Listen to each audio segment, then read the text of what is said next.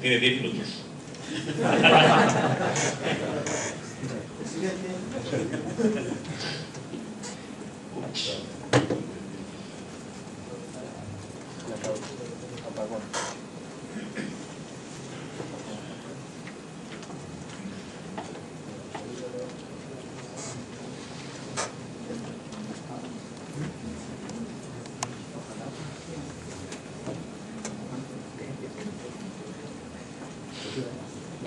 Se me olvidó que está en inglés. Me van a perdonar el detalle. Sí. Bueno, espero que les guste esta presentación. 3 ecuaciones nada más. No tiene muchos costos, de hecho no tiene costos, no voy a hablar de costos, así que por favor no me hagan preguntas de costos. Y la idea es tratar de presentar un poco las ideas de lo que está ocurriendo ahorita con la integración de grandes parques eólicos en el Mar del Norte, ¿okay?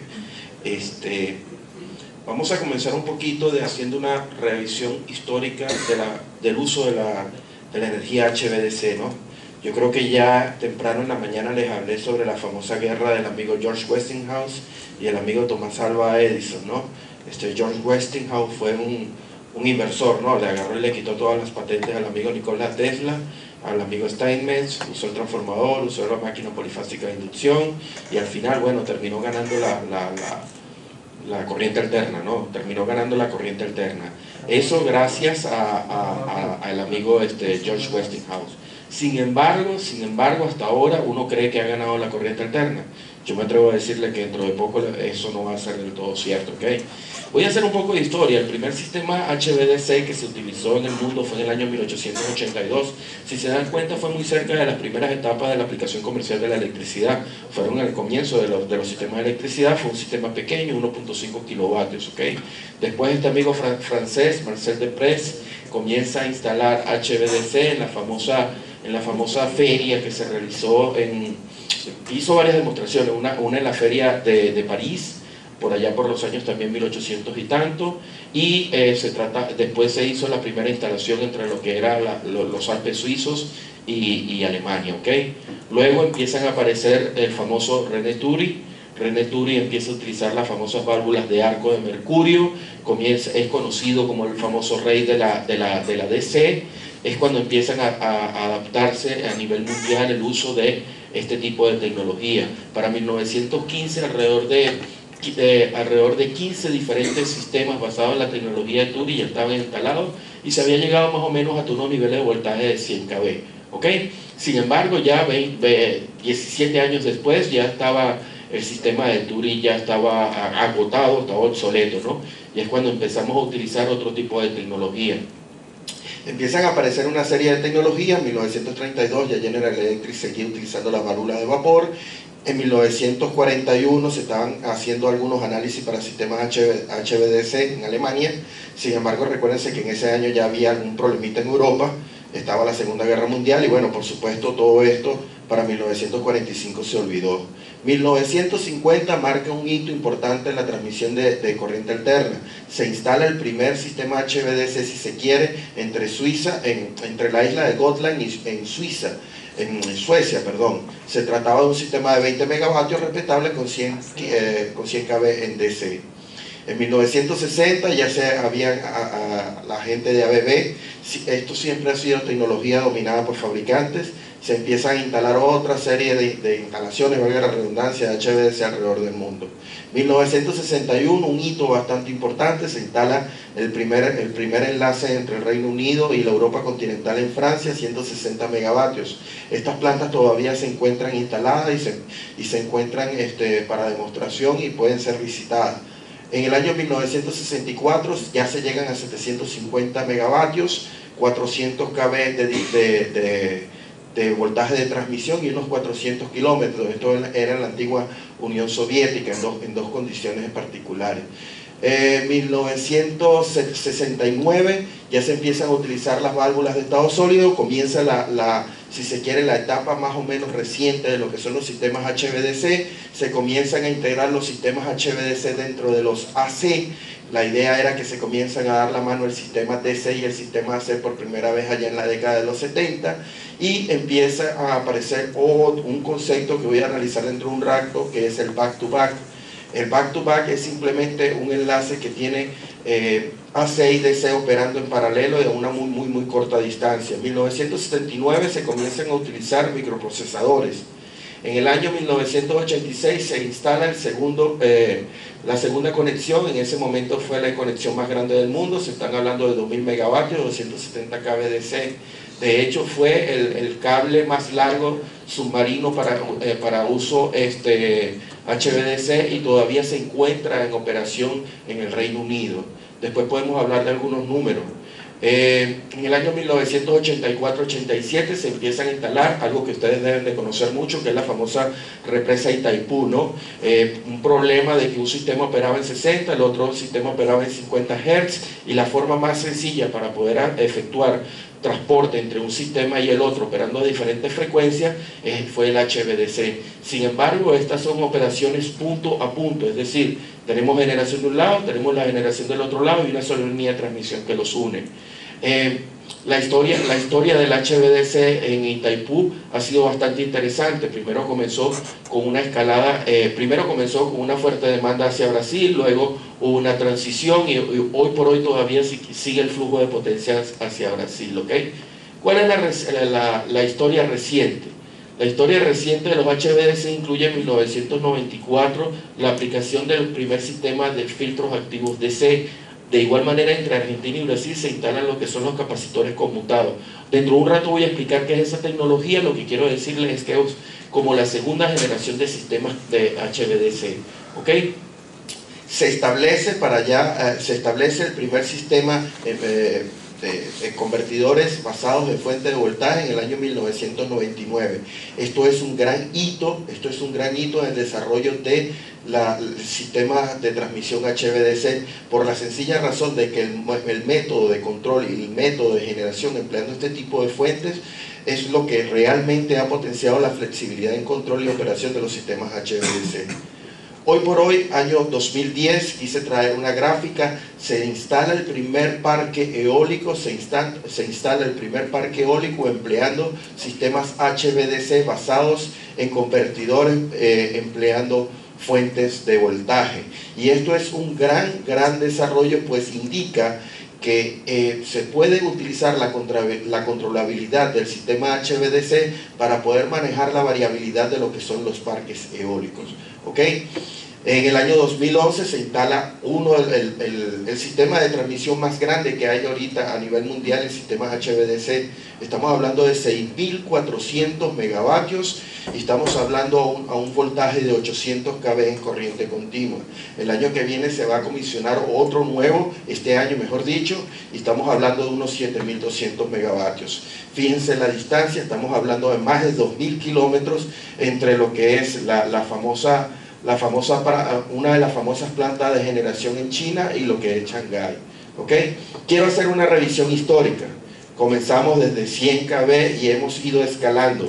Fíjense cómo los niveles de voltaje se han ido incrementando, y hoy por hoy en China estamos hablando de sistemas de transmisión de 800 kV para sistemas HVDC.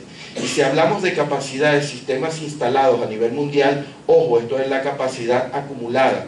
Estamos hablando que de momento, para el año 2005 habían 800 gigavatios instalados en lo que corresponde a sistemas HVDC, que si lo comparamos con la capacidad instalada de generación a nivel mundial solo representa un 1.8%.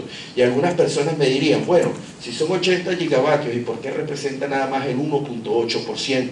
Porque hasta recientes años los sistemas HVDC solamente se habían utilizado como sistemas para interconexión, es decir, dos grandes sistemas se enlazaban con una línea y se utilizaba simplemente para movimiento de grandes flujos de potencia. En consecuencia, las potencias que se manejaban no eran significativamente altas. Ahora se están comenzando a instalar para parques eólicos y en futuro se masifica la integración de estos parques eólicos. Este número se pretende que se va a incrementar de una forma exponencial. Voy a presentarle solamente algunos proyectos que se tienen pensado instalar. Hay uno muy cerca aquí en Brasil, la famosa interconexión entre Madeira y lo que es la parte sur de Brasil. Ya el transformador llegó y navegó por el río Amazonas costa arriba y ya se encuentra instalándose el transformador. De hecho, es el transformador más grande del mundo para un sistema HVDC. Pero si se dan cuenta, hay varios sitios donde se está instalando HVDC a nivel mundial. En el caso de los Estados Unidos, el famoso sistema de las tres amigas, que es la unificación de entre tres sistemas que están instalados ya en Estados Unidos. Y si damos una pequeña revisión a China, o lo que es la parte de Asia, podemos verificar la cantidad masiva que hay de posibles, o mejor dicho, de sistemas HVDC que van a ser instalados en China. Esta es una pequeña foto, de algunos de los proyectos que van a ser instalados solamente entre 600 y 800 kV en China, para que se den una idea de cómo es necesario este tipo de transmisión altamente flexible en países que son continentalmente representativos o con distancias distancias apreciables, ¿ok?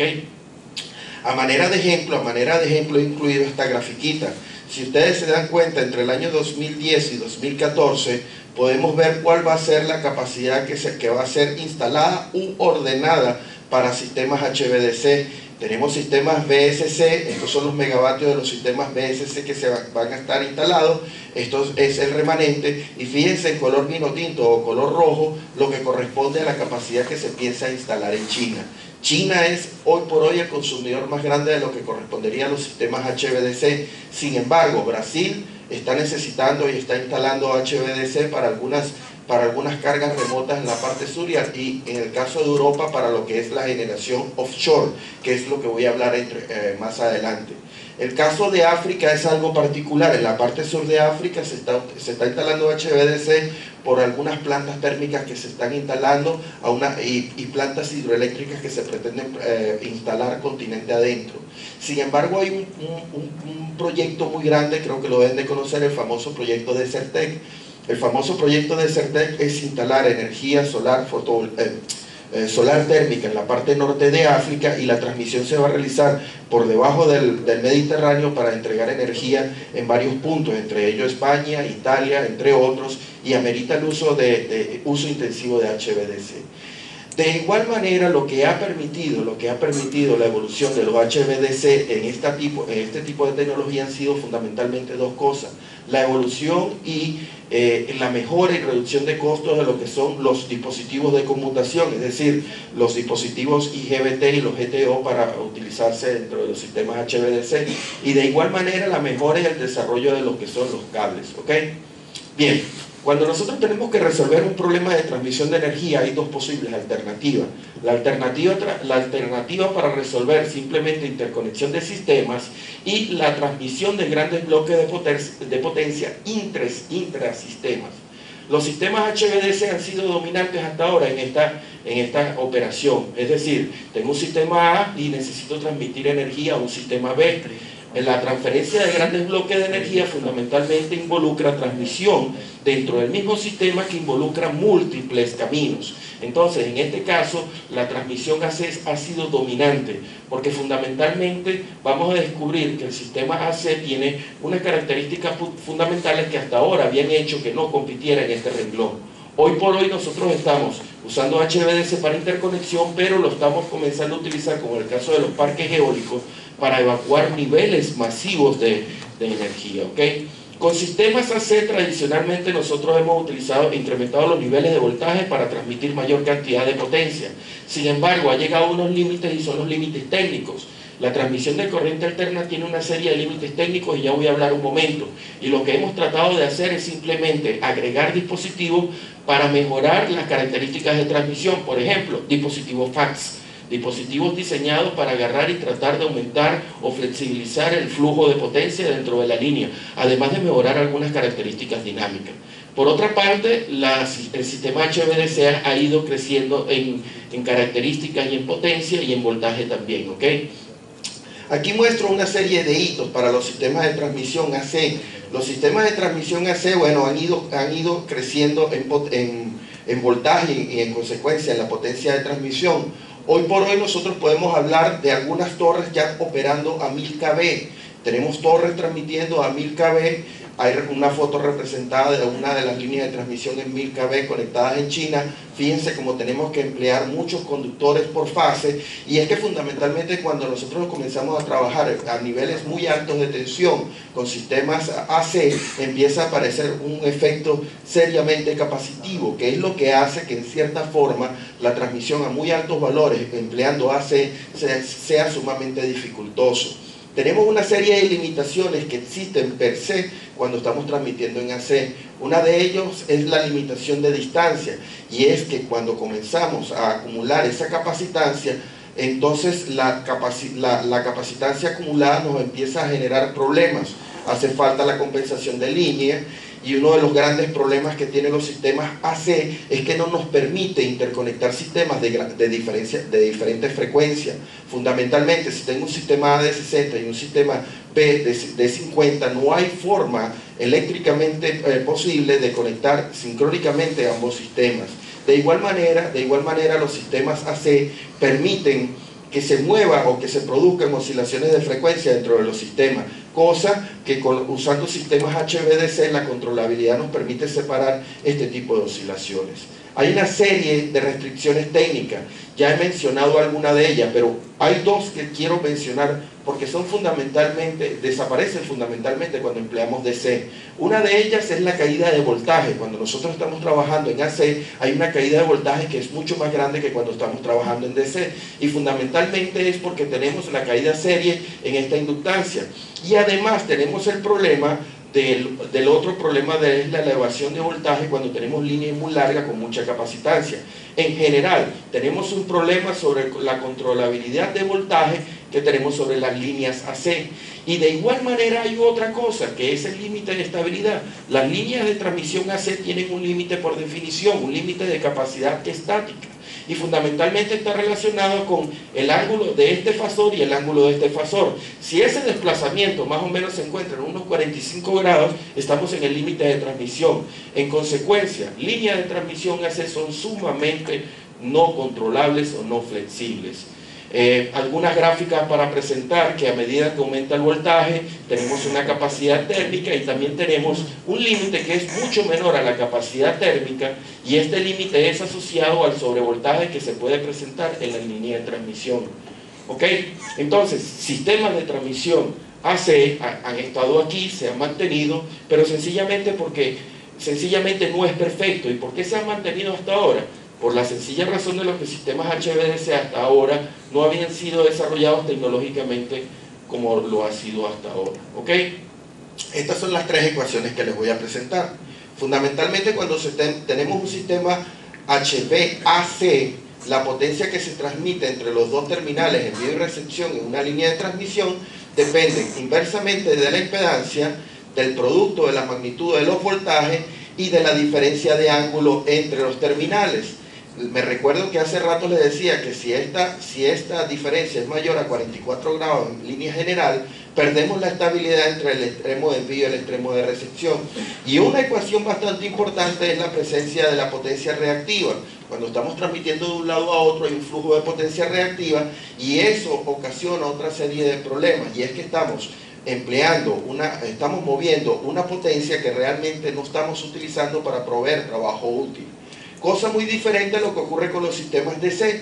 Con los sistemas DC nosotros tenemos simplemente que la potencia que se envía depende de los voltajes e inversamente a la resistencia. Solamente depende de la resistencia. Entonces ya la caída de voltaje asociada es mucho menor, y al mismo tiempo no hay asociado un límite en función de la distancia para la transmisión de potencia.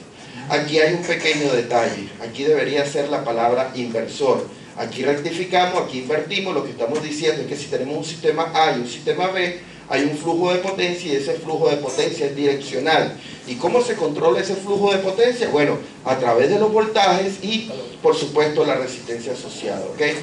Aquí hay algunas ecuaciones y números, no me voy a poner con mayores detalles. Lo que quiero decirles es que para controlar un sistema DC, lo que tenemos es que modificar los voltajes y modificando los voltajes podemos aumentar la potencia transmitida. Y una cosa bien interesante, ¿qué sucede si queremos revertir el flujo de potencia, si queremos cambiar la dirección del flujo de potencia? Bueno, sencillamente cambiamos la polaridad en el sistema de transmisión DC y cambiamos la dirección del flujo de potencia. Haciendo una comparación directa, el sistema HVDC, tengo que serles sincero, los costos de terminales todavía siguen siendo comparativamente altos. Los HVAC son significativamente menores.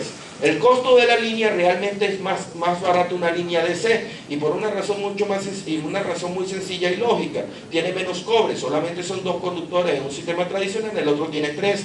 Las estructuras son más baratas porque tienen que soportar 2 conductores, no 3, y así sucesivamente. Una cosa bien interesante es el derecho de paso de las líneas de transmisión. Ahorita voy a hablar del derecho de paso. Como las torres son más pequeñas, son más compactas, nada más requieren 2 conductores, entonces el derecho de paso es mucho más barato que lo que correspondería al derecho de paso de las AC. En consecuencia, el HVDC es mucho más barato desde el punto de vista. Sin embargo, existe un punto de quiebre que corresponde a una distancia.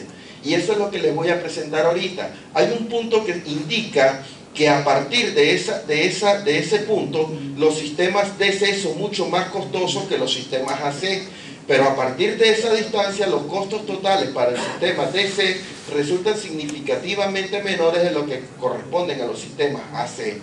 De momento esta distancia oscila y depende de muchos factores económicos. Yo decía esta tarde que por lo menos para unos 800 kilómetros uno más o menos podría decir que esta es la distancia. Sin embargo, esto es un estudio económico que hay que realizar, y lo que sí es cierto es que esta distancia se está acortando porque la pendiente de esta línea se está modificando por las economías de escala. ¿Ok? Seguimos entonces. Fíjense en algo bien interesante. Cuando les decía el derecho de paso, esto es una típica línea de transmisión de 500 kV que puede ser utilizada por una transmisión de 2000 megavatios. Si nosotros quisiéramos hacer lo mismo, tendríamos que utilizar la famosa torre gato o disposición horizontal de conductores, empleando una línea de 800 kV. Fíjense, esta emplea 50 metros de derecho de paso y esta emplea 85 metros de derecho de paso. Con esto le quería decir que este derecho de paso es mucho más alto y mucho más ancho y mucho más costoso. Y si lo quieren hacer con líneas de 500 kV en AC, entonces la distancia de separación o la distancia de paso que requieren es mucho más alta. ¿Ok? ¿Cuáles son las aplicaciones de los sistemas HVDC? Yo hace rato les mencioné que habían aplicaciones de diferentes tipos para transmisión empleando a gran distancia, es decir, empleando líneas de transmisión continentales. Sin embargo, también con cables se puede utilizar el sistema HVDC, y esto ha sido una de las ventajas y lo que nos está haciendo pensar en el uso offshore. En el uso offshore hasta ahora se estaban utilizando sistemas AC, pero ¿qué ocurre? Que hay que utilizar cables submarinos y los cables submarinos tienen demasiada capacitancia. Es decir, nos hace económicamente no rentable a partir de ciertas distancias utilizar este tipo de tecnología. En cambio, si empleamos cables submarinos con sistemas HVDC, no tenemos este tipo de problemática. Lo estamos utilizando para la interconexión de sistemas asincrónicos, para controlar flujo de potencia, para aliviar un poco de congestión, etc. ¿Ok? Aquí hay algunas comparaciones. Por ejemplo, esto es una comparación en Itaipú. Tenemos de este lado 3 líneas de 800 kV para transportar 6.300 megavatios. Y fíjense, aquí tenemos... Falta que una torre AC, por si alguien me vaya a preguntar dónde está, la foto no entró. Pero lo que quiero que vean es el derecho de paso, que aquí tenemos que utilizar 3 torres de 800 kV y con 2 torres de 600 kV en DC transmitimos la misma potencia. ¿Ok? ¿Cómo se integran los sistemas HVDC? Bueno, tradicionalmente habíamos hecho esto, que era simplemente la conexión punto a punto entre 2 sistemas. Esto tenía la ventaja de poder utilizar sistemas con diferentes frecuencias, diferentes niveles de voltaje, posiciones angulares, etc. Sin embargo, ya se ha empezado a integrar, y de hecho les mencioné el caso de California, que fue la primera vez que se integró el HVDC en paralelo con las remanentes estructuras correspondientes al sistema AC. En ese momento esto nada más era un flujo de potencia unidireccional. Ese concepto ha cambiado. Ahora, por ejemplo, tenemos la interconexión de diferentes sistemas y este flujo de potencia no es unidireccional, sino que puede ser diseñado y controlado para emplearse para controlar frecuencia durante situaciones de emergencia. Me explico. Antiguamente nosotros decíamos que este intercambio iba a ser 100 megavatios si se mantenía constante.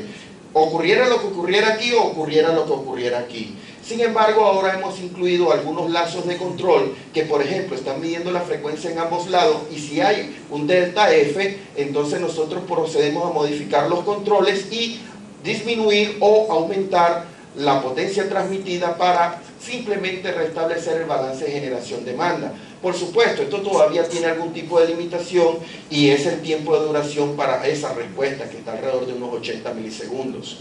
De igual manera, entonces, también se ha empleado en otra serie de esquemas. Aquí tenemos otro esquema de frecuencia, de control de frecuencia, y este ha sido el uso tradicional que se le ha dado, por ejemplo, en el caso del Reino Unido para los sistemas HVDC, que es para simplemente amortiguar oscilaciones. Nosotros en el caso del Reino Unido tenemos mucha generación en lo que corresponde a Escocia y tenemos mucha demanda en lo que es la parte sur, en la parte de Londres. Sin embargo, también hay una parte de generación en la parte sur. Cuando ocurre algún tipo de oscilación, ya se ha diagnosticado y está bien documentado en cientos de papers, que hay lo que se denomina oscilaciones entre áreas. Eso quiere decir que ocurre una oscilación entre Escocia e Inglaterra, y el flujo de potencia tiende a ser una oscilación. Nosotros hemos desarrollado algunos sistemas de amortiguamiento, algunos controladores, que lo que hacen es que cuando empieza la oscilación del sistema DC, tratamos de crear o reproducir en forma inversa eso, para tratar de disminuir o atenuar las oscilaciones. Esa es otra aplicación, ¿ok? Voy a mostrar algunos de los sistemas que ya están instalados alrededor del mundo en sistemas HVDC. Y la leyenda que aparece aquí, ya estos son unos sistemas que están instalados, y lo interesante es la leyenda. Hay una serie de sistemas que están instalados en 60 Hz, mayormente en lo que es Estados Unidos. Hay unos sistemas, fíjense que aquí en Sudamérica, Argentina, Brasil, etcétera, hay unos sistemas que son híbridos, es decir, trabajan a 50 y a 60 Hz. Y bueno, alrededor del mundo hay otra serie de instalaciones ya por muchos años de lo que corresponden a sistemas HVDC. No voy a entrar mucho en detalle de estos, simplemente es para hablar de los diferentes tipos de conmutación. El primer tipo de conmutación que se empleó en los dispositivos de HVDC fue la conmutación natural, es decir, que se apagaba porque la onda cruzaba por cero. Luego se empleó el concepto de conmutación empleando capacitores. Básicamente eran los mismos dispositivos de conmutación y se colocaba un capacitor en serie. ¿Qué se lograba con esto? Bueno, varias de las cosas que se lograba era simplemente una reducción drástica en la potencia reactiva. Fíjense, por ejemplo, aquí este es un sistema tradicional que tiene unos requerimientos de potencia reactiva. Fíjense que al colocar el sistema con el capacitor en serie, entonces para transmitir 600 megavatios los requerimientos de compensación reactiva para el filtro son muchísimo menores, ¿ok? Luego empieza a aparecer la tecnología IGBT y GTO y empiezan a aparecer los dispositivos forzados para la conmutación o de conmutación forzada. Esto es lo que se utiliza hoy en día en lo que son los famosos HVDC basados en tecnología de convertidores basados en fuente de voltaje. Se basa en utilizar una tecnología de conmutación basada en el famoso PWM. No me voy a poner con esos detalles porque los voy a aburrir muchísimo. Lo que sí les quiero decir es algo, que lo que hemos hecho es que estos sistemas basados en PWM le hemos agregado controladores, y entonces los controladores nos han permitido modificar la potencia activa y la potencia reactiva que ve la red, de la misma forma de como lo haría tradicionalmente con un sistema AC, y eso ha sido una ventaja porque ha permitido que entonces los sistemas HVDC se integren a los sistemas tradicionales, viéndolo el sistema tradicional como una operación normal de un sistema AC, ¿ok? Fundamentalmente hoy en día se pueden hablar de dos tecnologías. La LSCC, que fue la primera tecnología que duró por muchos años, que eran básicamente por computación natural, y lo que se está usando hoy en día, o mejor dicho, se comenzó a utilizar desde el año 2010 con esta planta que les presenté, y que se va a seguir utilizando, que es el PSC, ¿ok? Ventajas y desventajas, no me voy a poner a echar cuentos de esto. Sí quiero decirles algo, hay miles de topologías para emplear HVDC, desde la más sencilla, que es la monopolo, hasta la bipolo, hasta lo que estamos haciendo últimamente, que es el sistema multiterminal. Monopolo, simplemente tenemos un más y un menos aquí, tenemos una transmisión y un retorno. Sin embargo, ese retorno puede ser por dos medios. O utilizamos un conductor para disminuir la caída de voltaje, o utilizamos el mar o la tierra para volver a circular corriente. Esto nos permite a nosotros una gran ventaja, un gran aumento de la confiabilidad de los sistemas, porque si yo tengo un sistema operando de esta manera y por casualidad ocurre una falla, yo podría abrir este conductor y transformarlo y dejarlo operando de esta manera. Por supuesto, eso sería solamente una condición de emergencia por un breve tiempo, pero esto quiere indicar que el sistema HVDC tiene una confiabilidad mucho más alta que el sistema DC. ¿Ok? No me voy a poner con mayores detalles aquí, me voy a parar con la back-to-back. La back-to-back es una configuración que se utiliza fundamentalmente cuando yo tengo un sistema de frecuencia de un lado y un sistema de frecuencia en el otro lado. Se caracteriza porque las estaciones convertidoras están muy cerca o son una misma. Este concepto ha sido usado por muchos años. Por ejemplo, en la parte interna de los sistemas eólicos. Los sistemas eólicos basados en full converter utilizan esto, un rectificador y un inversor con una etapa de ese enlace. Esto tiene una serie de ventajas y desventajas, permite la conexión entre diferentes frecuencias o sistemas asincrónicamente diferentes y al mismo tiempo permite la controlabilidad del flujo entre ellos. Permite conectar 50 y 60 Hz de una manera muy sencilla como se hizo en Itaipu en Brasil. ¿Ok? No me voy a poner aquí con mayores detalles. Sí quiero mostrar una cosa para poder hablar de algo que me interesa, que es el control. Nosotros pensamos y vemos esto y creemos que es algo sumamente sencillo. Realmente esto es un terminal del sistema HVDC. Recuérdense, al final quiero trabajar en multiterminales. En el sistema del Mar del Norte vamos a tener sistemas multiterminales. De momento me voy a parar solamente en uno de esos terminales para que vean la complejidad de este sistema. Cuando estamos en el terminal A, lo que hacemos es ver una foto y nos damos cuenta que hay una serie de elementos. El convertidor per se, que ya se los había dicho, un sistema de control para actuar sobre este convertidor. De momento creen que ese convertidor tiene un control que es esa cajita. Dentro de un rato voy a meterme dentro de esa cajita y decir algunas cosas.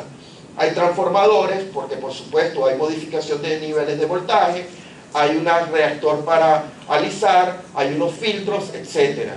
Ahora bien, fíjense en algo, voy a presentarles que dependiendo de la tecnología, las subestaciones terminales pueden ser muy diferentes. Sin embargo, suelen tener los mismos componentes. Y entonces, ¿cómo es una subestación HVDC? Una subestación HVDC, se lo he dicho, tiene una bahía AC, es decir, una bahía donde están todos los dispositivos de conexión y desconexión AC. Tenemos los filtros de AC, tenemos una serie de capacitores en paralelo para conectarse en el lado de AC, la instalación de convertidores, aquí esta casa que está aquí es lo que se denomina la casa de convertidores, y la salida HVDC. Estas fotos de aquí en adelante las voy a pasar bastante rápido. Por ejemplo, esto es para hacer una muestra directa del sistema de 500 kV que está instalado en China, que esto es para alimentar o evacuar la potencia de la famosa planta hidroeléctrica de las Tres Gargantas. Algunas personas creen que esto es algo pequeño, porque esto es simplemente una animación computarizada, pero fíjense, esto es una instalación que tiene 600 metros por 360 metros. Esto es una visión un poco más cercana de la misma subestación, y quiero que vayan viendo entonces los diferentes elementos. Esta casota que está aquí es la casa donde está incluido el convertidor, y dentro de la casa de convertidor está incluida todo lo que son los tiristores. Aquí tenemos los filtros de DC y de este lado la parte DC, incluyendo la parte de la bahía de salida en AC. ¿Ok? Una serie de diapositivas para mostrar qué es lo que hay asociado, y en esta diapositiva se presenta algo bien interesante. Estos tiristores manejan niveles de voltaje y niveles de potencia que son bastante altos. Estamos hablando de varios, incluso decenas de kiloamperes, y estamos hablando de varios kilovoltios. Entonces la cantidad de calor que se genera en estas instalaciones es muy alta. Entonces tenemos aquí nuestras propias torres de enfriamiento con agua desmineralizada para poder enfriar esta cosa de tiristores. ¿Ok? Algunas fotos, y para que vean la evolución, creo que esta es más representativa. Fíjense cómo la tecnología de los dispositivos de conmutación ha ido aumentando en kiloamperes. Y miren cómo la tecnología de los dispositivos de conmutación ha ido aumentando en voltios. Esto es lo que ha permitido que lleguemos a 6.400 megavatios y 800 kV para voltaje de transmisión. ¿ok? Esta es una representación solamente para que vean dentro de una de las casas de válvula, para que vean las magnitudes en tamaño. Estamos hablando que el techo tiene que ser más o menos unos 26 metros y las distancias de separación para 800 kV rondan los 8,5 metros, ¿ok? Los transformadores están metidos dentro de las casas de convertidores y por supuesto son transformadores de naturaleza monofásica y tenemos que entrar y salir de la caseta. Entonces es común encontrarnos con estos bushings que típicamente la gente no reconoce, bushings para pasar a través de la pared para la salida del sistema, ¿ok? Algunas fotos, bahías, etcétera, etcétera, etcétera, etcétera. Me voy a detener en la parte, este es el transformador más grande del mundo, este es el que se va a instalar en Madeira. Estamos hablando de un transformador que pesa alrededor de unas 400 toneladas. Sigo y me detengo en esto. ¿Qué otro factor tecnológico hace falta para que el HVDC se dé? Bueno, cuando teníamos un sistema punto a punto, la transmisión era simple. ¿Por qué digo yo que era simple? Si ocurre una falla en el sistema DC, ¿qué se puede hacer? Hay que interrumpir la corriente DC. Y yo no sé si ustedes se han dado cuenta teóricamente cuál es el problema de interrumpir corriente DC, que la corriente nunca pasa por cero.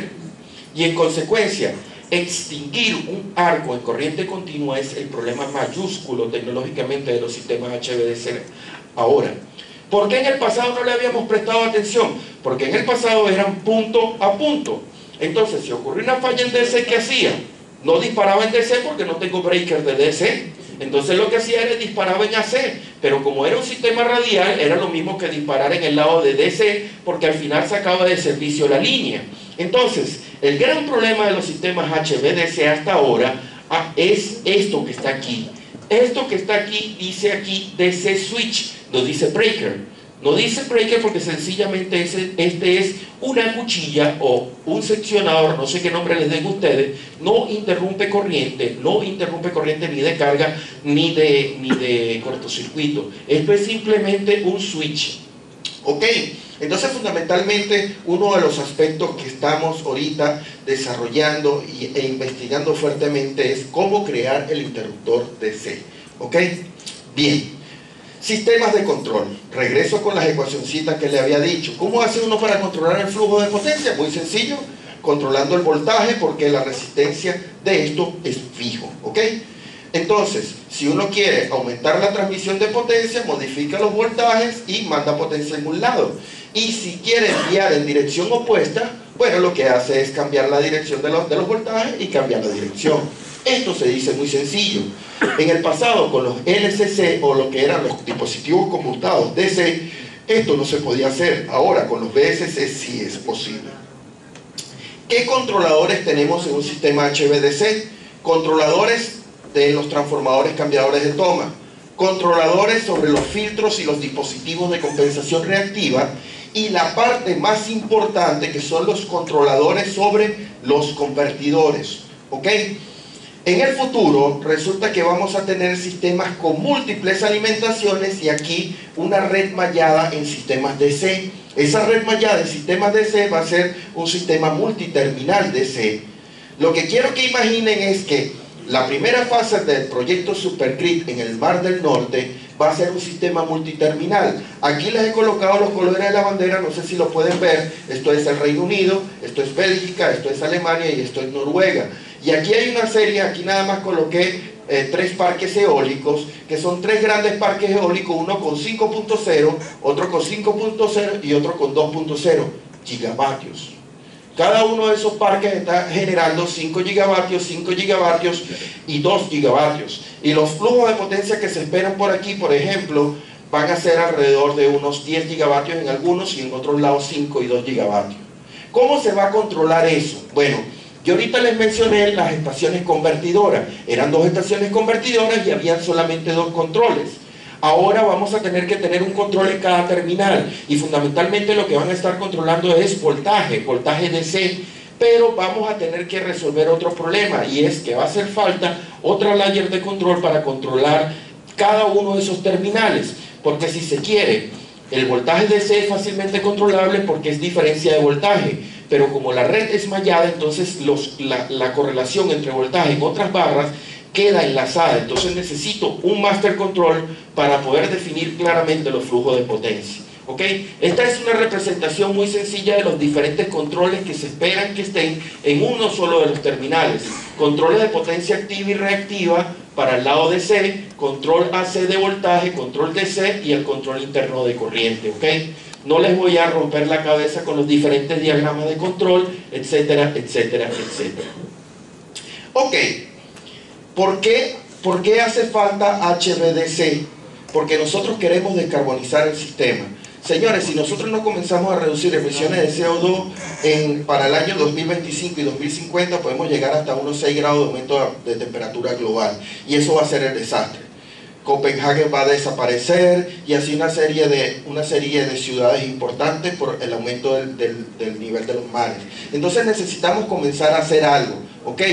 ¿Y qué podemos comenzar a hacer? Bueno, para el 2050 se ha establecido una reducción del 80% de las emisiones de CO2, lo cual implica alrededor de una reducción del 95% en la reducción de las emisiones contaminantes solo en el sector de electricidad. ¿Por qué?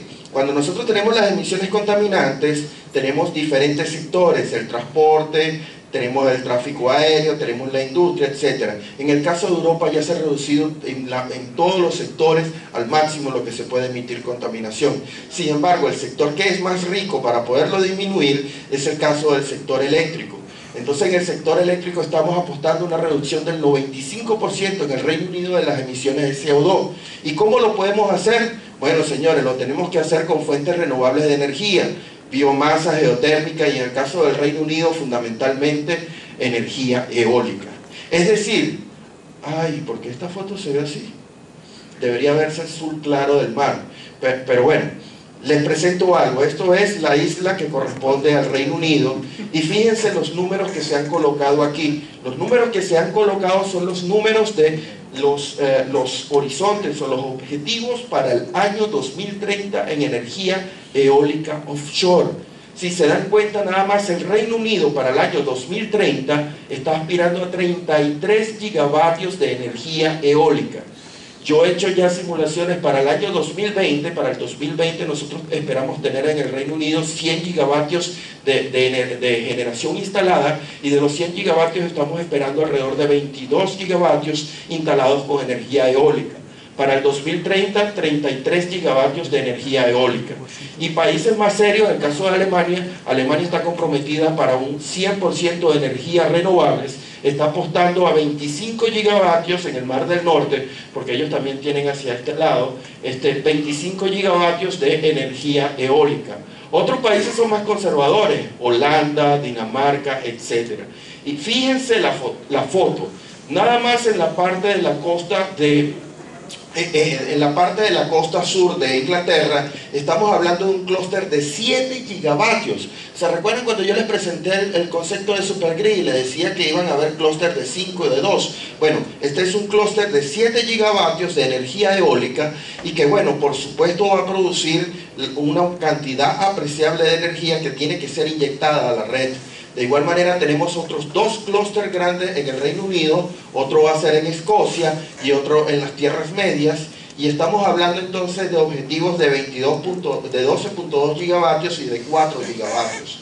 Y la pregunta bien interesante es, y a mí me gusta muchísimo esta foto, ¿cómo vamos a hacer nosotros para evacuar esa energía que estamos produciendo y esa potencia que se está produciendo en el mar? ¿Cómo la vamos a llevar a costa firme? Bueno, hay múltiples alternativas y eso es una de las grandes problemáticas.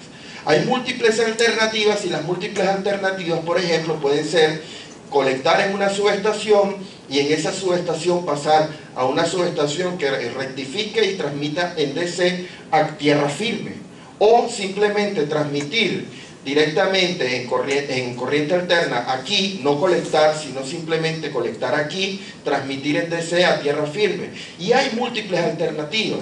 Lo que les voy a presentar ahorita son algunas de las alternativas, ¿no? Típicamente un sistema eólico para colección pasa de los siguientes elementos: decenas o cientos de turbinas eólicas, luego hay un punto de colección que puede ser o una subestación o una barra.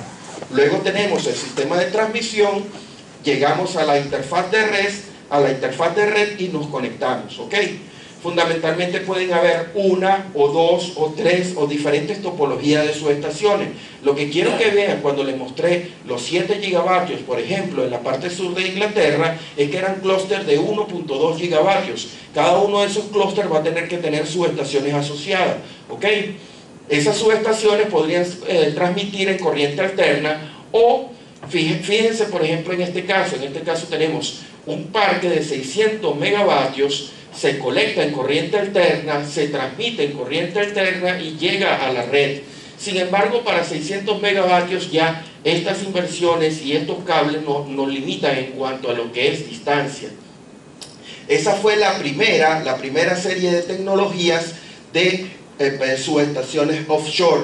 Todas estas fotos que están aquí corresponden a diferentes parques eólicos offshore que han sido instalados, y fíjense, por ejemplo, que cada una de esas subestaciones todas están trabajando en corriente alterna, que tienen una topología bien definida, una característica bien definida, una subestación que puede pesar unos 600, 700 toneladas, pero que descansa directamente en el mar a través de un solo soporte. Luego empezaron a aparecer la segunda generación de subestaciones, todavía empleando corriente alterna, y fíjense que empieza a cambiar la forma de la subestación. Ya la forma de la subestación en este caso son varias patas, trata de simular las que se emplean para las plataformas petroleras. ¿Ok? Son subestaciones que son mucho más compactas, son mucho más livianas, etc. Esta es una foto mía en una de las subestaciones costa afuera. Esa es mi cara de felicidad cuando ya sé que me voy del parque eólico. Ok. Y luego empezamos a trabajar con las primeras tecnologías HVDC. Las primeras tecnologías HVDC empleaban el famoso sistema HVDC conmutado, y hay varias de ellas que ya están funcionando, y este es el nuevo concepto. El nuevo concepto es emplear la fuente, empleando fuentes de voltaje para el sistema HVDC. Aquí les quiero presentar una vista de lo que es la subestación. Es una subestación mucho más compacta. Los dispositivos están aislados en gas y en consecuencia se reducen las distancias, y corresponde a la tercera generación de las plantas de las subestaciones offshore. El más famoso de los casos, ya se los presenté, está la famosa granja de viento Borwind, que está en Alemania y ya se encuentra en operación, ¿ok? Bien, ¿qué quiero llegar entonces? Hay otras alternativas además de la transmisión DC. Yo no sé si alguno de ustedes alguna vez ha oído hablar de transmisión a diferentes frecuencias. Se ha presentado la posibilidad y hemos evaluado la transmisión ni en DC, pero sí empleando otro tipo de frecuencia. Hemos pensado en la posibilidad de transmitir a 12 y 2/3 Hz. ¿Y por qué ese número? Bueno, porque no sé si se han dado cuenta que a medida que aumentamos el tamaño del generador eólico, las palas tienden a girar un poco más lento. Y en consecuencia, para eliminarnos la caja convertidora, entonces estamos pensando en utilizar generadores sincrónicos de imanes permanentes, pero que giren tan lentos como las palas. Entonces esta frecuencia de 16 y 2/3 es una frecuencia que es fácilmente lograble con este parque. Y entonces tenemos la ventaja de que no es un sistema DC, tenemos una potencia reactiva, pero como la frecuencia es tan pequeña, entonces los consumos de potencia reactiva son menores y podemos aumentar la distancia, ¿ok? Finalmente tenemos un convertidor AC-AC y entregamos a 50 o 60 Hz. Esto es otro diseño que se ha pensado. Otro diseño que se ha pensado es emplear generación local en AC, en la turbina, y transmitir internamente en DC dentro de la subestación del parque eólico. Como les mencioné, este clúster de 1.2 gigavatios, estamos hablando que las distancias pueden ser, y de paso estamos hablando de turbinas de 7 megavatios cada una. Entonces la distancia de separación entre turbina y turbina pueden ser apreciables, 700 metros o cuidado si un poco más. En consecuencia entonces se ha pensado la posibilidad de emplear distribución interna de corriente continua, ¿ok? Se agrupa en corriente continua, se eleva en corriente continua, se transmite en corriente continua y finalmente se entrega AC a la red, ¿ok? No sé si ven este sistema es bien interesante. Esta es otra de las alternativas que hemos empleado o que hemos estudiado para sistemas de transmisión en sistemas offshore. No sé si ven, la granja de viento tiene unas características bien interesantes. ¿Qué conexión está en esa granja de viento, esa turbina de viento? Si se ponen a observar, son turbinas de viento en serie, y es porque hemos pensado colocar los generadores en serie y se logra un voltaje suficientemente elevado, y de ahí se realiza la conexión al sistema convertidor para transmitir a tierra firme. Esa es otra alternativa. Algunos me dirían, bueno, sí, pero aquí hay un problema, porque como tenemos turbinas y esas turbinas están en serie, el voltaje generado aquí, el voltaje generado aquí, el voltaje generado aquí, sí puede ser un poco diferente. Pero la idea de esto es que evaluemos una posibilidad de conexión en serie y después pensar en los controladores para poder mantener que ese voltaje fluya la corriente hacia nuestro convertidor. ¿Ok? Luego, que es lo que vamos a utilizar en el Mar del Norte, es la posibilidad de los sistemas multiterminales. En el Mar del Norte vamos a tener clústeres, por ejemplo, de 1.2 gigavatios. Entonces empieza a aparecer la pregunta: utilizaremos DC y transmitimos DC, pero ¿cómo va a ser la topología de esta red en DC? Un clúster de 1 gigavatio, otro clúster de 1 gigavatio, ¿y cómo va a ser la transmisión hacia el sistema interior? Y ahí es donde empiezan a aparecer diferentes topologías. Por ejemplo, una topología puede ser que los diferentes parques generen en AC, pero la interconexión entre ellos sea en DC, y de hecho sea múltiple. ¿Cuál es la idea? Si la colocación de este cable submarino sale muy barata, podemos aumentar la confiabilidad del sistema interconectando los parques eólicos costa afuera. O puede hacerse de otra forma.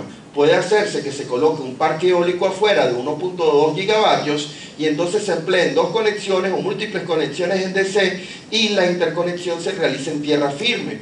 O se pueden utilizar diferentes configuraciones para conectar los parques eólicos entre el sistema DC y el sistema AC. ¿Cuál es el problema que se presenta aquí? Bueno, sencillamente que vamos a tener clúster de 1.2 gigavatios operando como el viento lo diga, y entonces tenemos que definir cómo vamos a hacer para que esos flujos de potencia hagan lo que el operador de red requiera, y en consecuencia esto requiere una serie de trabajo. Conclusiones. Señores, los sistemas del futuro van a tener una característica y es fundamental. Vayan pensando en eso. El sistema del futuro va a estar basado en dispositivos electrónicos de potencia. Mi amigo Edward va a tener trabajo por bastante tiempo porque van a estar utilizando fotovoltaicas, sistemas de almacenamiento, granjas de viento, los coches eléctricos, los sistemas multiterminal. Y señores, convertidores electrónicos de potencia es el futuro. No solo aquí, yo estoy hablando de sistemas multiterminales ya para operar generación y consumo, conectar eso, sino que ya hay personas trabajando en sistemas de distribución DC y están trabajando en sistemas DC dentro de apartamentos, dentro de edificaciones y dentro de la industria. Señores, hay que pensar entonces cómo va a ser la figura y cómo les van a ser los problemas allá. Si tienen alguna pregunta.